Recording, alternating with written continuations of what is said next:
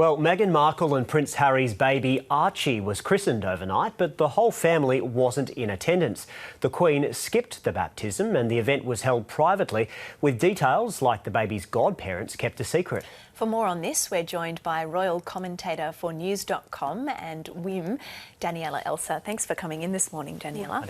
So this was a private ceremony. What do you make of that? It's an interesting choice. The ceremonies for christenings of the royal family are always kept private, the actual ceremony themselves, but normally there's a small group of photographers who capture the royal family going in and then coming out. They've opted not to do that. They had their own private photographer who also shot their wedding, who took a few select photos and they've released them on Instagram.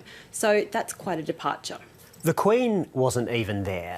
Is that normal, or is that maybe, symptomatic of how low-key they want this kind of thing kept? She wasn't there because of a scheduling conflict, supposedly. Do we know what it was? Well, she's actually at Sandringham with Prince Philip, so we do know. Right. So she's just had something called Holyrood Week, where she goes to Scotland for the week. It's a really big thing in the royal calendar. It's very symbolic and it's very meaningful to her.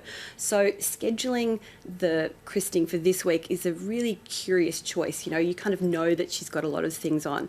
It's also a really busy week for the royal family because it was the 50th anniversary of Prince Charles's investiture as the Prince of Wales. So he's had a full week of events as well. So there've been reports to suggest that they originally were going to have the christening on Friday and they moved it to Saturday to accommodate him, but it still meant the Queen wasn't available. So it is a bit of a departure for her not to be there, though that said, she didn't attend Prince Louis's christening last year either. They're also not revealing who the godparents of Archie are at the moment. This is putting some people really offside with the privacy that Meghan and Harry are trying to seek out. Do you think that's justified?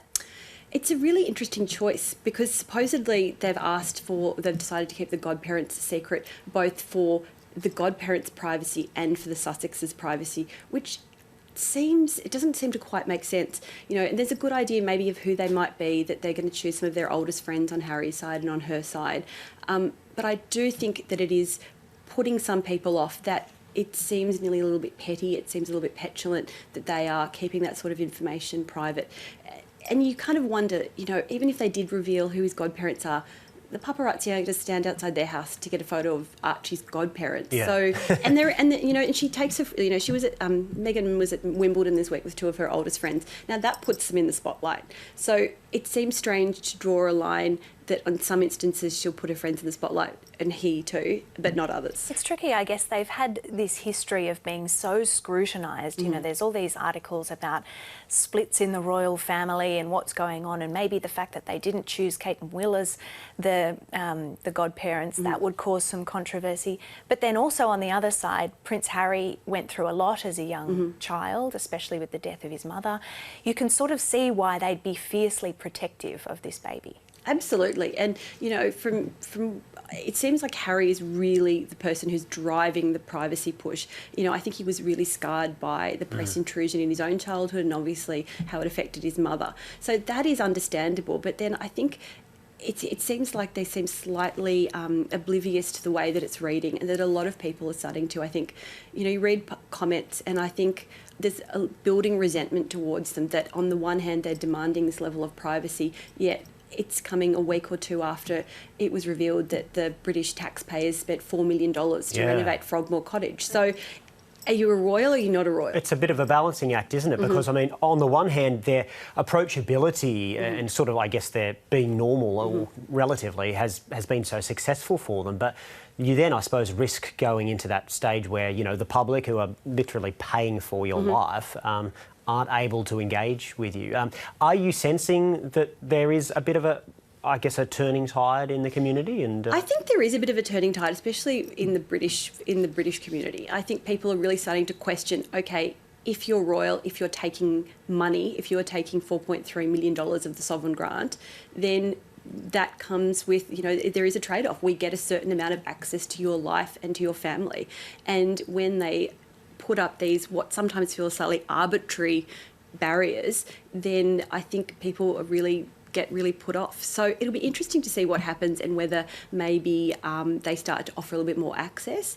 You know, the fact that they revealed Archie's face, I think, was interesting. Like, I think it wouldn't have been that surprising if they'd obscured his face in a way which they've done in previous images. So I think trying to walk that line between maintaining some level of privacy for him and also fulfilling and meeting their royal obligations is going to be really tough.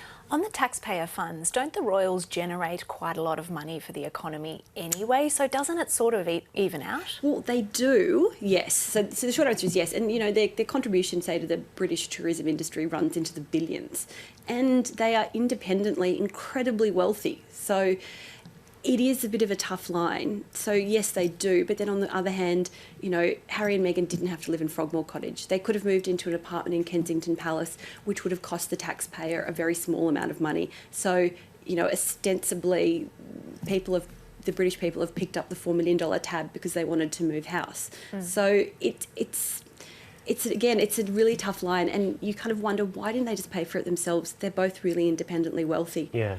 The Queen has had her own stumbles, I suppose, in terms of public sentiment during the death of Diana, but generally speaking, she's thought to have her finger pretty well on the pulse. What do you think she thinks of the way that things are being handled, and do you think she probably supports it? Oh, God, I would love to know what she thinks. I really don't. You know, the Queen is nothing if not inscrutable, so I'm not really sure. But I think what is interesting is when the Sussexes split from the Cambridges and set up their own office, which is, you know, their press staff and people who plan their events and all those sorts of things, that's being housed inside Buckingham Palace. And from what quite credible reporting out of the UK suggests is that it will provide a means that, I guess, the Queen's courtiers and team can keep a bit of an eye on what the Sussexes are doing and, you know, how they're kind of managing events, how they're managing their lives, how they're managing their royal obligations and duties. So I do think the fact that they've put that oversight in suggests that maybe there's a few question marks about how they've behaved so far. Do you think this criticism will drive them further away, or will they maybe give a little bit more? I don't know. I think that's a really interesting thing that we're just going to have to wait and see. You know, on one hand, I'm not sure. You know, look, it's been a year and they haven't capitulated. They're still really doing things their own way. They are managing their events. They're managing the charities they support in exactly the same way they did a year ago, despite a year's worth of criticism. So I think they're probably going to run quite a tough line and just really stick to their guns around how they want to be royal at this stage. But whether at some point down the track they start to get a bit bruised by all the criticism and they do start to maybe shift the way they manage things, we'll have to wait and see. Daniela, thanks so much for coming in. Thanks, Daniela. See you.